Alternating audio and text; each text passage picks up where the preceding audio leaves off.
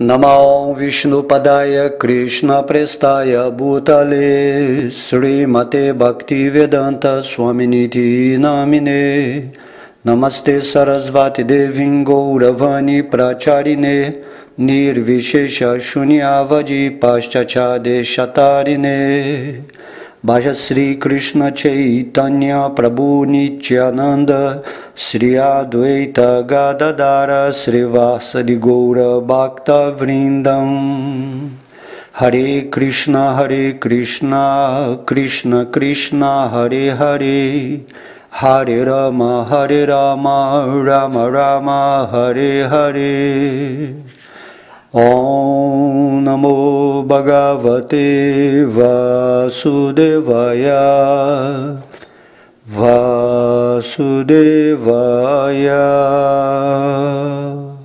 Haribol, todas as glórias aos devotos reunidos. Na aula de hoje falaremos o capítulo 89 do canto 10 do Srimad Bhagavatam, intitulado Krishna e Arjuna recuperam os filhos de um Brahmana. Em resumo a esse capítulo é dito como Bhrigu Muni provou a supremacia do Senhor Vishnu e como o Senhor Krishna e Arjuna recuperaram os filhos mortos de um aflito Brahmana de Dwaraka.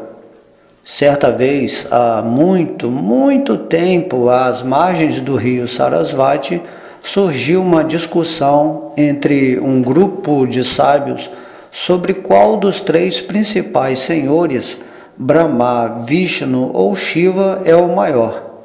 Entre eles encarregaram Bhrigu Muni de investigar o assunto. Bhrigu decidiu testar a tolerância dos senhores, pois esta qualidade é uma prova segura de grandeza. Primeiro ele entrou na corte do Senhor Brahma, seu pai, sem lhe oferecer respeito algum. Isto enfureceu Brahma, que sufocou sua ira, porque Bhrigu era seu filho. Em seguida, Bhrigu foi ter com o Senhor Shiva, seu irmão mais velho, que se levantou de seu assento para abraçá-lo. Mas Bhrigu rejeitou o abraço, chamando Shiva de herege transviado. Bem no momento em que Shiva estava para matar Bhrigu com seu tridente, a deusa Parvati intercedeu e acalmou seu marido. A seguir, Bhrigu foi para Vaikunta para testar o Senhor Narayana, Vishnu. Aproximando-se do Senhor, que estava deitado com a cabeça no colo da deusa da fortuna, Bhrigu chutou-lhe o peito. Mas, em vez de ficarem irados, tanto o Senhor quanto sua esposa levantaram-se e ofereceram respeitos a Bhrigu. "Sê bem-vindo", disse o Senhor. "Por favor, senta-te e descansa um pouco. Tenha vontade de perdoar-nos, caro Senhor, por não notar tua chegada." Quando Bhrigu voltou à Assembleia dos Sábios e contou-lhes tudo o que acontecera, eles concluíram que o Senhor Vishnu com certeza é supremo. Certa vez, em Dwaraka, a esposa de um Brahmana deu à luz um filho que morreu imediatamente. O Brahmana levou seu filho morto à corte do rei Ugrasena e censurou o rei. Este fingido e cobiçoso inimigo dos Brahmanas provocou a morte de meu filho por deixar de executar seus deveres de modo apropriado.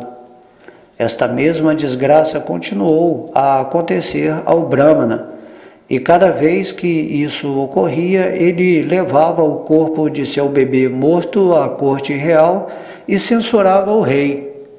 Quando o nono filho morreu logo após o parto, Arjuna, por acaso, ouviu a queixa do Brahmana e disse: "Meu senhor, protegerei teus filhos, e se fracassar entrarei no fogo para expiar meu pecado."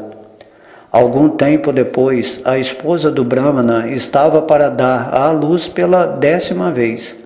Ao saber disso, Arjuna foi à maternidade e a envolveu com uma gaiola de flechas protetoras. Os esforços de Arjuna, porém, de nada adiantaram. pois logo que nasceu e começou a chorar, a criança desapareceu no céu. Enquanto o Brahmana ridicularizava completamente Arjuna, o guerreiro partiu para a morada de Dhamaraja, o rei da morte. Mas Arjuna não encontrou lá o filho do Brahmana, e mesmo depois de vasculhar os 14 mundos, ele não conseguiu encontrar vestígio algum do bebê. Por ter fracassado em proteger o filho do Brahmana, Arjuna agora estava decidido a cometer suicídio entrando no fogo sagrado. Mas bem no momento em que estava para fazer isso, o Senhor Krishna o deteve e disse: Eu te mostrarei os filhos do Brahmana, então, por favor, não te menosprezes assim. O Senhor Krishna então colocou Arjuna em sua quadriga transcendental e os dois atravessaram as 7 ilhas universais com seus 7 oceanos, cruzaram a cordilheira Lokaloka e entraram na região das densas trevas. Como os cavalos não podiam encontrar o caminho, Krishna enviou na frente seu fulgurante disco Sudarshana para penetrar a escuridão. Aos poucos chegaram à água do oceano causal, dentro do qual encontraram a cidade do Senhor Mahavishnu.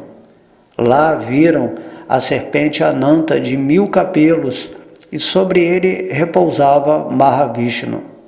O formidável Senhor saudou Sri Krishna e Arjuna dizendo: Eu trouxe os filhos do Brahmana para cá só porque queria ver a vós dois. Por favor, continuai a beneficiar as pessoas em geral, dando o exemplo do comportamento religioso em vossas formas de Narayana Rishi. O Senhor Krishna e Arjuna, então, apanharam os filhos do Brahmana, voltaram para Dwaraka e devolveram os bebês ao pai deles. Tendo visto diretamente a grandeza de Sri Krishna, Arjuna ficou pasmo. Ele concluiu que só pela misericórdia do Senhor pode um ser vivo exibir algum poder ou opulência. Assim terminamos o resumo desse capítulo e vamos para o verso 1. Shukadeva Goswami disse: Certa vez, ó rei, enquanto um grupo de sábios estava executando um sacrifício védico nas margens do rio Sarasvati, surgiu uma controvérsia entre eles sobre qual das 3 principais deidades é a suprema. Ansiosos por esclarecer esta questão, ó rei, os sábios enviaram Brigo, o filho do Senhor Brahma, para descobrir a resposta. Primeiro, ele foi até a corte de seu pai, Brahma. Para testar quão bem o Senhor Brahma estava situado no modo da bondade, Brigo não se prostrou diante dele nem o glorificou com orações. O Senhor Brahma ficou irado com ele, inflamado em fúria por sua própria paixão. Embora agora estivesse surgindo em seu coração ira contra seu filho, o Senhor Brahma foi capaz de subjugá-la recorrendo à sua própria inteligência, da mesma maneira que o fogo é extinto por seu próprio produto, a água. Brigo, então, foi ao monte Kailasha. Lá o Senhor Shiva levantou-se e feliz adiantou-se para abraçar o seu irmão. Brigo, porém, recusou seu abraço, dizendo-lhe: Tu és um herege transviado. Ao ouvir isso, o Senhor Shiva ficou irado e seus olhos arderam de fúria. Quando ele ergueu seu tridente e estava prestes a matar Brigo, a deusa Devi caiu a seus pés e disse algumas palavras que o acalmaram. Brigo então deixou aquele lugar e foi a Vaikunta, onde reside o Senhor Janardana, Krishna. Chegando lá, ele foi até o Senhor Supremo, que estava deitado com a sua cabeça no colo de sua consorte Sri, e chutou-lhe o peito. O Senhor então levantou-se junto com a deusa Lakshmi, em sinal de respeito. Descendo da cama, aquela meta suprema de todos os devotos puros, prostrou-se diante do sábio e disse-lhe: "Sê bem-vindo, Brahmana, por favor, senta-te nesta cadeira e descansa um pouco. Tenha a bondade de perdoar-nos, caro Senhor, por não notarmos tua chegada. Por favor, purifica a mim, a meu reino e aos reinos dos governantes universais devotados a mim, dando-nos a água que lavou teus pés. Esta água sagrada é o que de fato torna santos todos os lugares de peregrinação. Hoje, meu Senhor, eu me tornei o refúgio exclusivo da deusa da fortuna Lakshmi. Ela consentirá em residir em meu peito, porque teu pé livrou de todos os pecados." Shukadeva Goswami disse: Brigo sentiu-se satisfeito e deleitado ao ouvir as palavras solenes ditas pelo Senhor Vaikunta. Dominado pelo êxtase devocional, ele ficou em silêncio com os olhos cheios de lágrimas. Ó Rei, Brigo então regressou à arena de sacrifício oficiado pelas sábias autoridades védicas e lhes descreveu toda a sua experiência. Pasmados, ao ouvirem a narração de Brigo, os sábios livraram-se de todas as dúvidas e se convenceram de que Vishnu é o maior Senhor.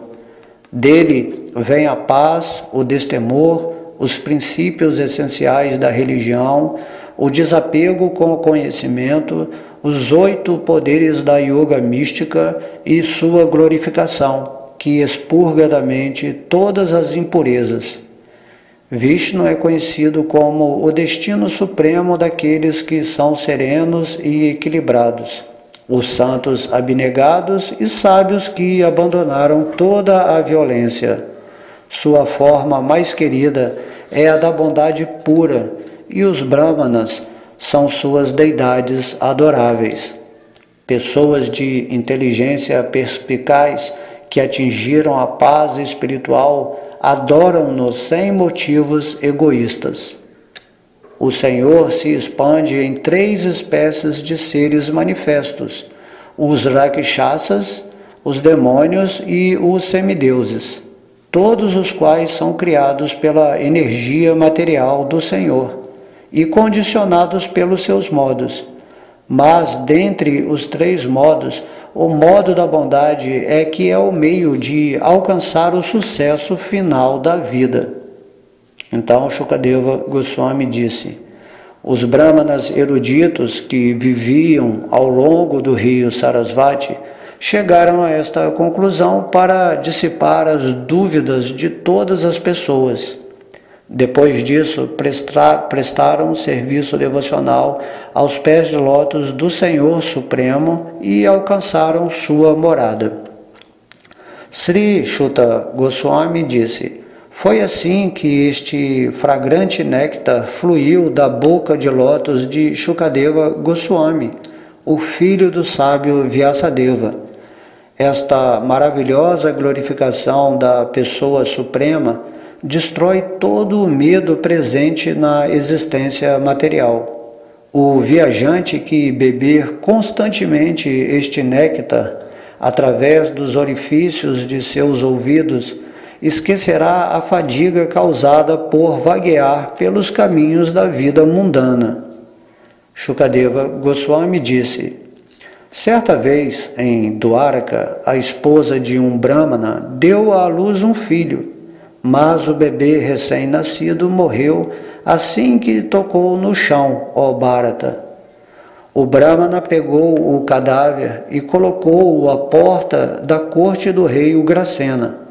Então, agitado e lamentando miseravelmente, ele falou o seguinte: o brahmana disse: este fingido e cobiçoso inimigo dos brahmanas, este governante desqualificado e afeito ao gozo dos sentidos, provocou a morte de meu filho por causa de algumas discrepâncias no cumprimento de seus deveres. Os cidadãos que servem a semelhante rei perverso que sente prazer na violência e não consegue controlar os sentidos, estão condenados a padecer pobreza e miséria constante. O sábio Brahmana sofreu a mesma tragédia com os seus segundo e terceiro filhos. Cada vez ele deixava o corpo do filho morto à porta do rei e cantava o mesmo canto de lamentação. Quando a nona criança morreu, Arjuna, que estava perto do senhor Keshava, por acaso ouviu a lamentação do Brahmana. Então Arjuna dirigiu-se ao Brahmana. Qual é o problema, meu caro Brahmana? Não há nenhum membro inferior da ordem real que possa ao menos ficar diante de tua casa com um arco na mão? Estes kshatriyas estão procedendo como se fossem brahmanas ocupados indolentemente em sacrifícios de fogo. Os governantes de um reino onde os brahmanas lamentam a perda da riqueza, esposas e filhos, são meros impostores fazendo o papel de reis só para ganhar a vida. Meu Senhor, protegerei os filhos teus e de tua esposa, que estais passando por tamanha aflição. E se eu deixar de cumprir minha promessa, entrarei no fogo para expiar o meu pecado. O Brahmana disse: nem Sankarsana, Vasudeva, Pradyumna, o melhor dos arqueiros, nem o incomparável guerreiro Aniruddha puderam salvar meus filhos. Então, por que tentas ingenuamente realizar um feito que os onipotentes senhores do universo não conseguiram executar? Não podemos levar-te a sério. Sri Arjuna disse: não sou nem o senhor Sankarsana, ó Brahmana, nem o senhor Krishna, nem mesmo filho de Krishna. Eu sou Arjuna, o manejador do arco Gandiva. Não minimizes minha capacidade, que foi boa o bastante para satisfazer o senhor Shiva, ó Brahmana. Trarei teus filhos de volta, caro mestre, mesmo que tenha de derrotar em combate a própria morte. Convencido assim por Arjuna, ó atormentador dos inimigos, o Brahmana foi para casa, satisfeito em ter ouvido a declaração que Arjuna fez sobre sua própria bravura.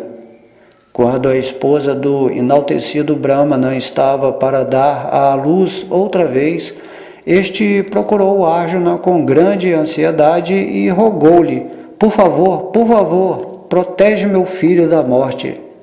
Depois de tocar em água pura, oferecer reverências ao senhor Maheshwara e relembrar os mantras usados para lançar suas armas celestiais, Arjuna retesou seu arco Gandiva. Arjuna cercou a casa onde acontecia o parto com flechas presas e vários mísseis. Assim, o filho de Prita construiu uma gaiola protetora de flechas que cobriam a casa em cima, embaixo e dos lados. A mulher do Brahmana, então, deu à luz, mas após ter chorado por pouco tempo, o bebê recém-nascido de repente desapareceu no céu em seu próprio corpo. O Brahmana, então, zombou de Arjuna diante do Senhor Krishna. Vede só como fui tolo de depositar minha fé na vanglória de um eunuco. Quando nem Pradyumna, Aniruddha, Rama, nem Keshava podem salvar alguém, quem mais poderá protegê-la?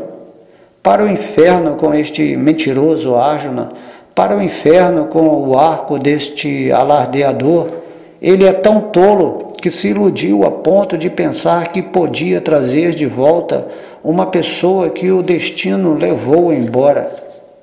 Enquanto o sábio Brahmana continuava a praguejá-lo, Arjuna empregou um encantamento místico para ir de imediato a Samyamani, a cidade celestial onde reside o senhor Jamaraj, o senhor da morte. Não vendo ali o filho do Brahmana, Arjuna foi até as cidades de Agni, Nriti, Soma, Vayu e Varuna. Com as armas de prontidão, ele vasculhou todos os domínios do universo, do fundo da região subterrânea até o teto do céu. Finalmente, por não ter encontrado o filho do Brahmana em parte alguma, e dessa maneira ter falhado no cumprimento de sua promessa, Arjuna decidiu entrar no fogo sagrado. Mas, bem no momento em que ele estava para fazer isso, o Senhor Krishna o deteve e disse as seguintes palavras. Krishna disse: Eu te mostrarei os filhos do Brahmana, então, por favor, não te menosprezes assim. Estes mesmos homens que agora nos criticam, logo estabelecerão nossa fama imaculada. Tendo assim aconselhado Arjuna, a suprema personalidade de Deus fê-lo subir com ele em sua divina quadriga e juntos partiram rumo ao ocidente.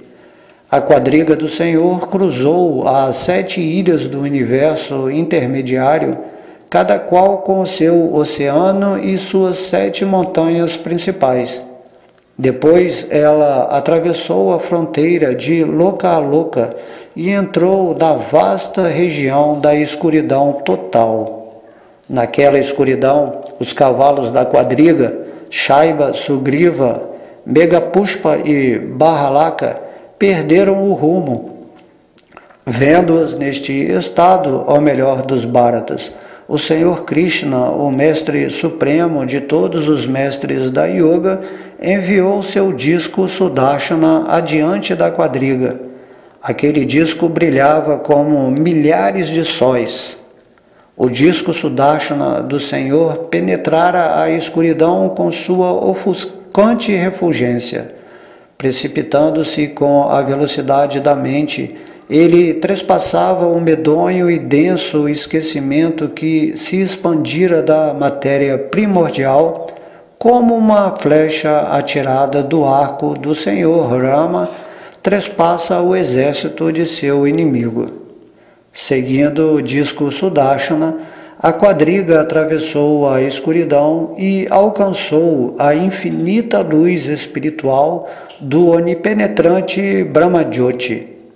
Quando Arjuna avistou esta refulgência deslumbrante, seus olhos arderam e por isso ele os fechou.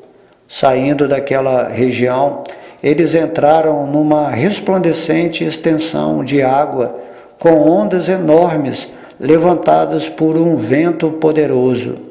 Dentro daquele oceano, Arjuna viu um espantoso palácio mais radiante do que tudo o que ele vira antes. Sua beleza era realçada por milhares de pilares ornamentais incrustados de brilhantes pedras preciosas. Naquele palácio encontrava-se a imensa e assustadora serpente Anantashesha. Ele brilhava deslumbrantemente em virtude do fulgor que emanava das pedras preciosas de seus milhares de capelos e que se refletia de seus olhos medonhos. Ele parecia o branco monte Kailasha e seus pescoços e línguas eram azul escuras. Arjuna então viu a onipresente e onipotente suprema personalidade de Deus, Mahavishnu, sentado à vontade sobre a cama de serpente. Sua tez azulada era da cor de uma nuvem densa de chuva. Ele usava uma bela roupa amarela. Seu rosto tinha uma encantadora aparência.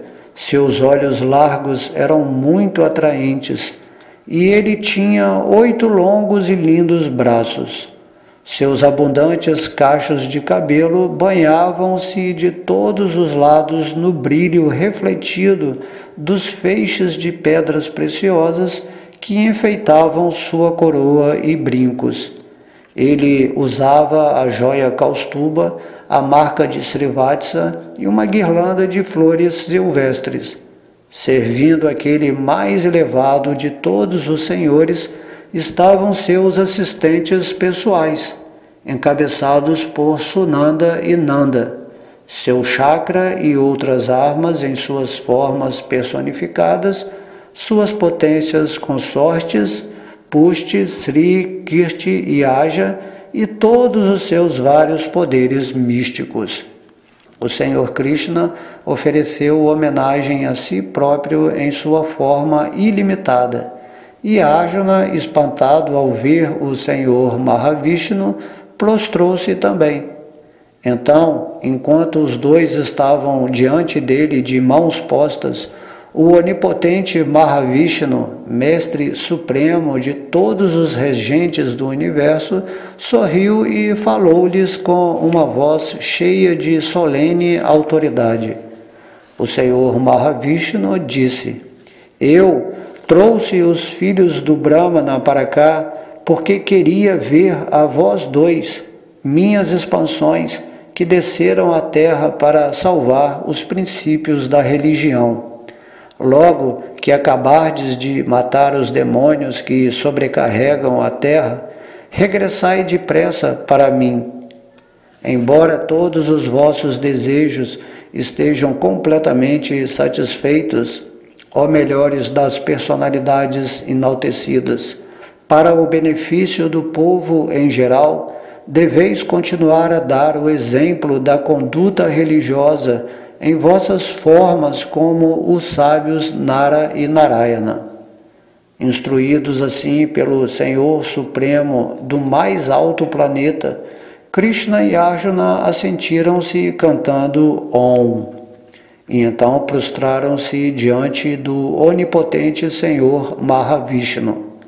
Trazendo consigo os filhos do Brahmana, regressaram com grande júbilo a Dwaraka pelo mesmo caminho pelo qual tinham ido. Lá entregaram ao Brahmana seus filhos, que estavam nos mesmos corpos de bebês em que tinham sido perdidos. Tendo visto o reino do Senhor Vishnu, Arjuna ficou totalmente espantado e concluiu que qualquer poder extraordinário exibido por alguém só pode ser uma manifestação da misericórdia de Sri Krishna. O Senhor Krishna exibiu neste mundo muitos outros passatempos heróicos semelhantes. Ele aparentemente desfrutou os prazeres da vida humana comum e executou sacrifícios de fogo muito poderosos. Tendo o Senhor demonstrado sua supremacia nas ocasiões oportunas, ele inundava os Brahmanas e seus outros súditos de todas as coisas desejáveis, assim como Indra derrama a sua chuva.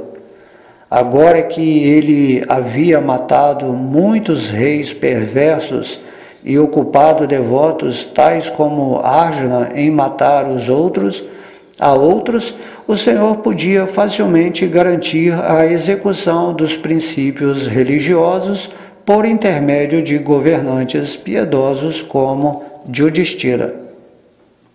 Assim terminamos, esse capítulo 89.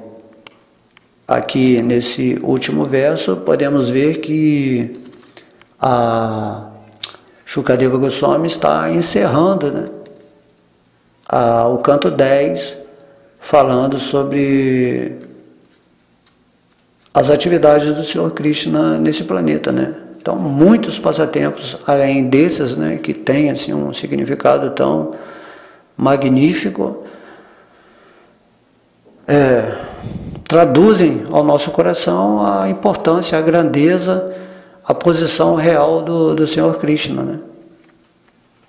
Que aqui nesse passatempo em específico, que o Brahmana, revoltado pela perda de seus filhos, sem saber o porquê, onde ele até acusa o rei Ugrasena de a causa do distúrbio de ele estar perdendo o os seus filhos devido, né, a um governo, né, mal conduzido, que não era uma verdade, porque, como a gente viu aqui no final, né, era Mahavishnu que estava roubando, né, os seus filhos, ou apanhando, né, os filhos dele com um propósito específico, porque, né, Krishna estava ali naquele reino, né, então a gente compreendeu. Então Arjuna, né, ouvindo a narrativa, né, a lamentação do rei diante do nono filho, prometeu a esse Brahmana que iria proteger diretamente. Então Arjuna é um kshatriya assim,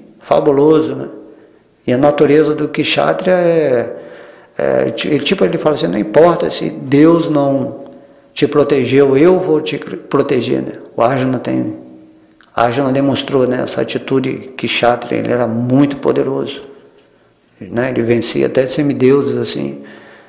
E aí, porque ele foi frustrado, né, no 10º filho, que foi retirado também, que estava sob a proteção dele, ele ficou assim, foi ultrajado, né? O Brahmana falou, você é um fraco, você prometeu isso, mas não cumpre. Aí falou, se nem Deus, eu falei, né, que se nem Deus protegeu meus filhos, imagina você, né, um simples, um Helis Kshatriya. E aí Arjuna falou, então agora eu vou me matar, porque eu prometi que ia defender os filhos do Brahmana, o filho, né, de sumir, né, esse bebê sumiu logo que nasceu, então ele foi se matar. Mas só que, né, Arjuna é um devoto de Krishna, né, e Krishna, quando viu Arjuna nessa situação, imediatamente interferiu e falou, não te menosprezes, Arjuna, você é meu devoto.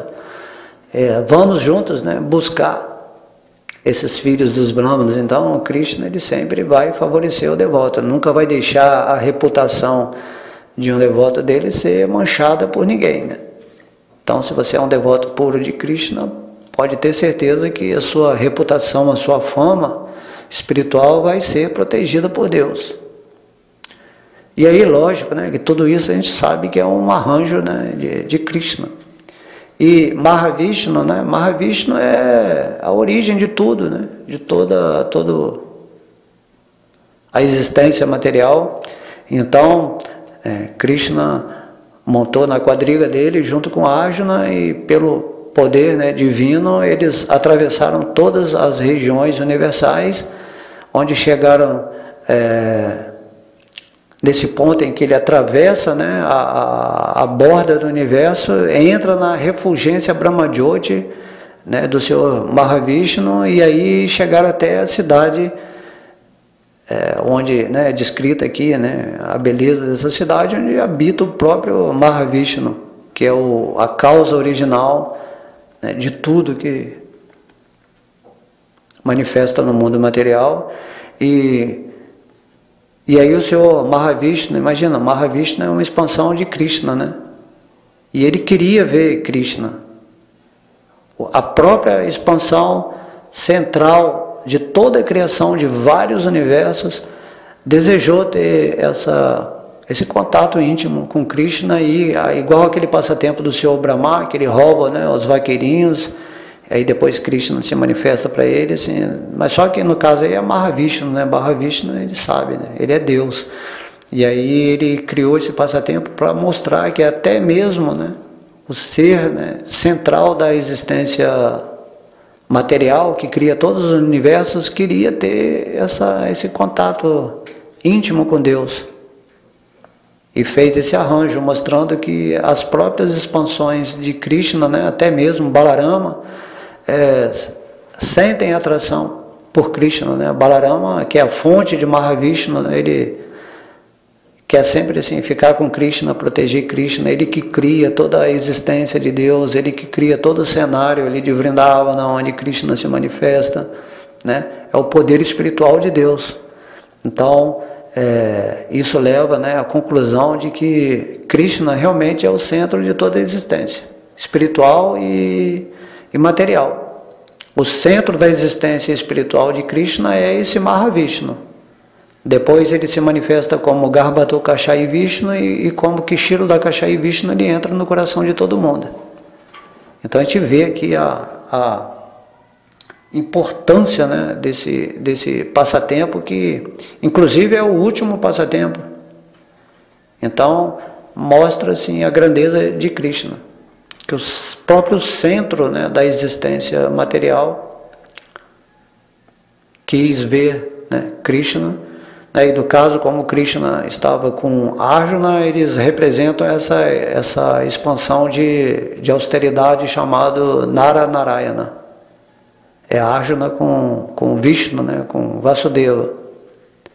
Mas isso tudo é só para mostrar, né, que Arjuna, ao ver esse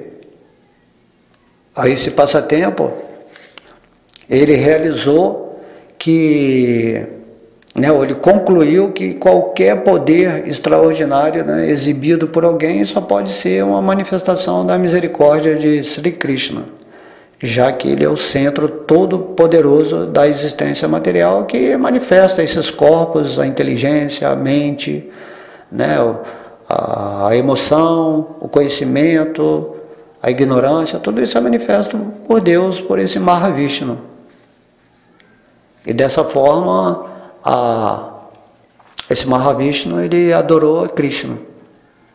E Krishna deu a sua audiência, vamos dizer assim, para Mahavishnu, mas...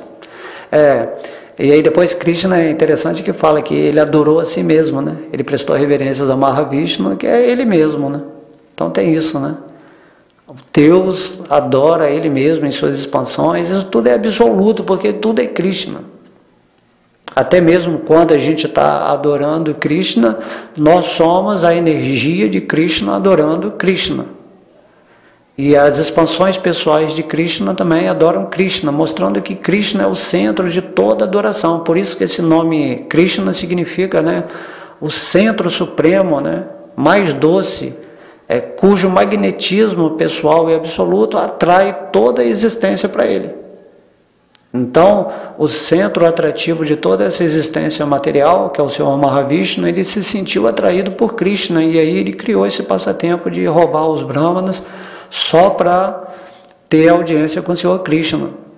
E também o Senhor Krishna, né, para proteger a reputação de seu devoto puro, né, fez esse passatempo de ir lá resgatar os filhos desse brahmana e fazer com que tudo ficasse certo.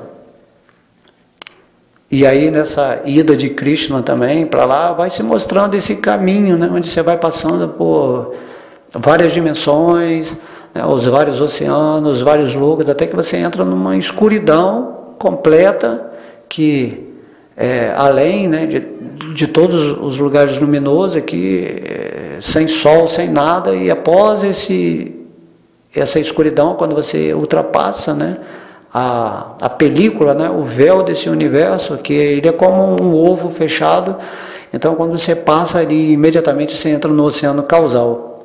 Então esse oceano causal, ele é a refulgência de Mahavishnu, né? É o que é chamado do Brahma Jyoti, essa refulgência que os yogis querem se fundir nesse aspecto impessoal. E aí eles avançaram por essa refulgência, né? Até Arjuna fechou o olho de tão imensa que é essa refulgência, inclusive os sóis aqui desse mundo material, tudo aquilo que tem uma iluminação é uma energia desse Brahma Jyoti, da refulgência de Mahavishnu, né? E Mahavishnu é uma expansão de Krishna. Por isso que é dito que temos que adorar a pessoa absoluta. Então, quando eles entraram nesse reino de Mahavishnu, né, a Arjuna ficou atônito, né? Nossa, como é isso? Essa é a beleza desses passatempos, né? Revelando aquilo que há de mais profundo na existência.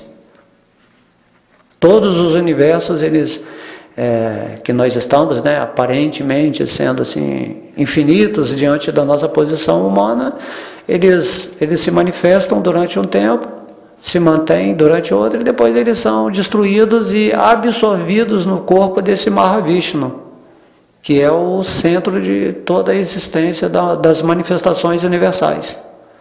Está entendendo? Aí fica em manifesto por um determinado tempo, depois Mahavishnu vai, manifesta outro universo e entra dentro dele como Garbhodakashayi Vishnu, e aí entra como que Kshira Dakashayi Vishnu dentro do coração de cada pessoa, dentro de cada átomo, né, desse mundo material, mantém essa lila, esse passatempo da ilusão, e quem entende isso, né, se rende imediatamente a Krishna, entendendo, né, que Krishna é a única realidade que manifesta tudo, e você, abandonando o corpo com toda essa consciência, essa sabedoria, com amor, você se qualifica para restabelecer esse laço original de amor eterno como um servo, né, amoroso de Deus, e vai participar dos passatempos diretos de Krishna, que são exatamente os descritos aqui nesse Srimad Bhagavata.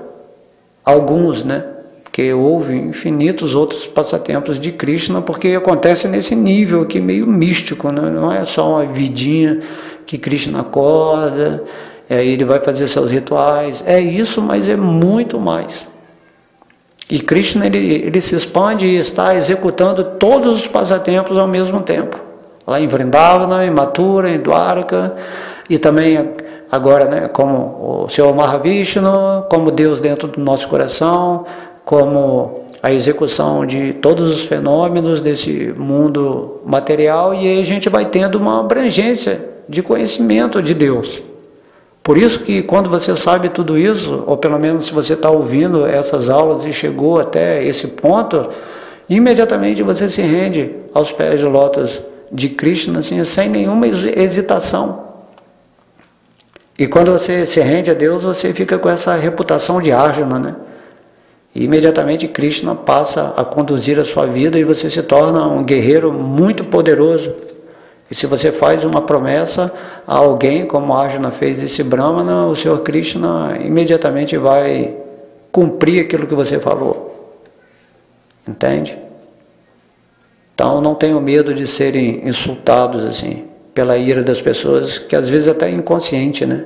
Que estão apegadas emocionalmente a riquezas, a seres humanos. Então você tem que caminhar assim, né, impoluto nesse mundo, porém com confiança e fé completa, sabendo que Krishna está te protegendo assim, de todos os modos. Não tenha medo, né? Viva acreditando que Krishna, ele vai te tirar desse mundo na hora que ele quiser. Deseje apenas serviço devocional no seu coração. E aqui também nesse capítulo, logo lá no início, temos essa reunião, né, feita por uns sábios para definir quem realmente é a pessoa mais, né, bondosa, né? Se é Brahma, Vishnu e Shiva. E aí vemos, né, muito interessante, né, o Senhor Brahma, ele é do modo da paixão, né? O modo da paixão, ele fica irado também. Então quando Brigu Maharaj, que era filho do Senhor Brahma, fez o teste com ele logo ficou nervoso. Só que o modo da paixão, só que o Senhor Brahma, ele rege, né, a inteligência, né? Essa inteligência que a gente tem é o Senhor Brahma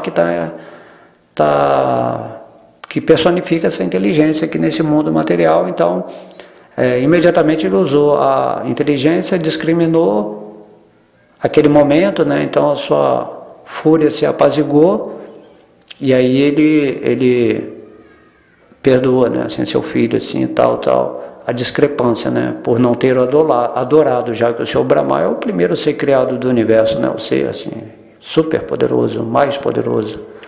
Aí depois, quando ele foi lá perturbar o Senhor Shiva, né, que estava lá, que queria dar um abraço nele, o Senhor Shiva é irmão de Brigu Maharaj, né? O Senhor Shiva, ele nasce da mente de Brahma, assim como o Brigu também nasceu. E aí quando o Senhor Shiva foi tentar dar um abraço carinhoso nele, por ele ter ido lá, ele falou: você é um desprezível, um sujo, fica aí, não quero saber de você, né? Tudo, lógico, propositalmente só para testar. Mas só que o Senhor Shiva é modo da ignorância, né? O Senhor Shiva, ele é satisfeito muito facilmente, mas também ele vai te destruir rapidinho se você fizer isso que Brigu Maharaja fez. Aí a Parvati, né, que estava lá, falou palavras para ele, né? E ele se acalmou, né? Mas ele realmente ia matar. Ele não ponderou como o Senhor Brahma, não. Então, o Senhor Shiva, ele é isso. Ele é o mais auspicioso, é o devoto mais elevado do Senhor Vishnu, de Krishna, mas como ele está regendo o modo da ignorância, a ira dele não tem limites. Tanto que é ele que no final, né, na dissolução desse universo, é ele que destrói tudo, né? Ele faz aquela dança dele e tudo é destruído por um oceano de fogo que queima todo o universo e transforma tudo a nada. Assim o Senhor Shiva. E depois, quando ele foi lá no Senhor Vishnu fazer um teste, né, o Senhor Vishnu estava de boa lá, deitado no colo da deusa da fortuna, curtindo lá o palácio dele. E aí ele veio e deu um pontapé do nada, assim, no peito de Deus, né, de Vishnu. Imagina! Aí Vishnu simplesmente, perdão, eu não sabia, desculpa, porque eu não notei que você veio aqui. Aí, por favor, senta aqui na cama e ofereceu respeito, reverências, porque Bhrigu Muni é um dos sábios mais poderosos do universo, né? Um dos 7 sábios, né? Mais poderosos do universo. E imediatamente Bhrigu Muni ficou assim, uau, é esse aqui que é o mais piedoso, né? Porque, como diz no começo desse capítulo, os devotos puros eles são testados por sua tolerância. Muitas situações acontecem na vida de um devoto puro para testar o quanto ele tolera a ilusão material, querendo afligir nele alguma aflição assim, para ele se desviar do caminho espiritual. Então, quem está no modo da paixão e da ignorância, que é o que quer dizer esses versos, né, o Senhor Brahma e o Senhor Shiva, que são os cabeças, né, mostrou que eles mesmos se perturbam com certas coisas, mas o Senhor Vishnu é o modo da bondade. O modo da bondade é aquela pessoa que está sempre de boa, que está seguindo, né, as intenções espirituais. E como ele viu que Bhrigu era um Brahma, né, um devoto incrível, né, ele imediatamente, não importa a ofensa, a besteira que essa pessoa fez, ele sempre reconhece ele como uma alma super elevada. De modo que nesse mundo material a nossa tolerância está sempre sendo testada pelos semideuses, né? Quem deseja ter poder espiritual e se elevar em consciência nesse mundo vai ser posto à prova, né? Às vezes, quando você tem muito dinheiro, você é um amante de Deus, né? Deus está te dando fortunas, né? E a gente vê tantos cursos de lei de atração. Então, quando você está ali com dinheiro, com boa posição, então você está adorando Deus, mas aí Deus vai, o semideus fala assim, eu vou tirar tudo desse cara, vamos ver se realmente ele tem fé em Deus. E não é o que acontece, né? Aí às vezes até a pessoa vai rejeitar Deus, ou vai julgar Deus, criticar Deus, porque o mundo está todo ruim, então esse Deus não existe, mas o devoto puro, ele não é assim, né? Ele vai...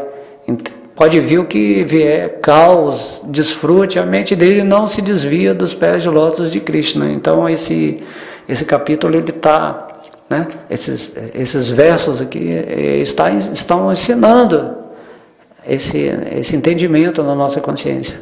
Que se você está com Vishnu, você tem a natureza de Vishnu, modo da bondade, né, ou modo da bondade pura, e você transcende a todas as emoções, a todas complexidades psicológicas, né, desse mundo material e se situa no espírito. E assim você caminha neutro, equânime, segue sua vida sem as dualidades, ou vê as dualidades como um observador natural, ou cria um personagem nesse mundo para aparentemente participar das questões humanas, porque, né, você vive numa sociedade humana e de repente, para você pregar a mensagem espiritual, você, diante dos olhos humanos, você precisa, às vezes, fingir que tem uma posição relativa a alguma dualidade, mas no seu interno você sabe, né? No seu coração, você compreende que agora você se autorrealizou, né? E isso é o que se chama, né, iluminação, ou atingir, né, o estado do Cristo interno, ou a consciência de Krishna, onde você é tocado por Deus, né, e vive divinamente nesse mundo. É lógico que a maioria das pessoas não vai compreender a sua posição, né, como a gente não entendia a posição de um Prabhupada, de um Jesus Cristo, de seres que alcançaram esse ponto. E essas pessoas são simplesmente o exemplo daquilo que nós somos já. Nós já somos devotos puros, nós já somos Cristos, nós já somos conscientes de Krishna. Temos apenas que libertar a nossa mente de toda essa baboseira material, que na verdade faz parte do ensinamento, né? Faz parte da escola, em que estamos saindo da infância para uma vida adulta no nível espiritual. E quando você chega no nível adulto, você começa a trabalhar para Deus, se ocupa em serviço devocional, e tendo alcançado a sua carreira, né, de sucesso espiritual nesse mundo, você não só vai beneficiar muitas pessoas, como também depois Krishna te leva lá para o mundo espiritual. Ou se você quiser também ficar aqui fazendo o serviço devocional, vai ser do seu coração, né? Tem devoto que nem quer voltar para o mundo espiritual, porque ele está interessado em... Ele tem compaixão, né? Ele quer despertar o maior número de almas, até o momento que esse universo seja, né, dissolvido por Mahavishnu, e aí depois ele volta para o mundo espiritual. Entende? Então é assim que funciona. Então esse capítulo aqui, 89, né, só vai ter mais um capítulo para terminar esse canto 10, e estamos aqui muito felizes por ter chegado a esse ponto, assim, com tantas informações maravilhosas, e também, principalmente, é o aprendizado para nós, né? Quem está lendo o Bhagavata aqui em voz alta é que está recebendo, né, a maior misericórdia, a misericórdia de poder estar narrando o Bhagavata. Então é por isso, né, que pedimos, né, agradecemos, né, entramos em estado de gratidão pela bênção que o Senhor Krishna está nos dando aqui, por levar, né, esses áudios, né, esses vídeos para todas as pessoas que porventura tiverem dispostas a alcançar, né, a consciência pura e integrada de toda a sabedoria divina. Ok? Então eu espero que vocês tenham gostado. Todas as glórias são a Sri Sri Radha Krishna Gaura Nitaya, o Mahamantra Hare Krishna, a Srila Prabhupada, a todos os devotos reunidos. Haribol!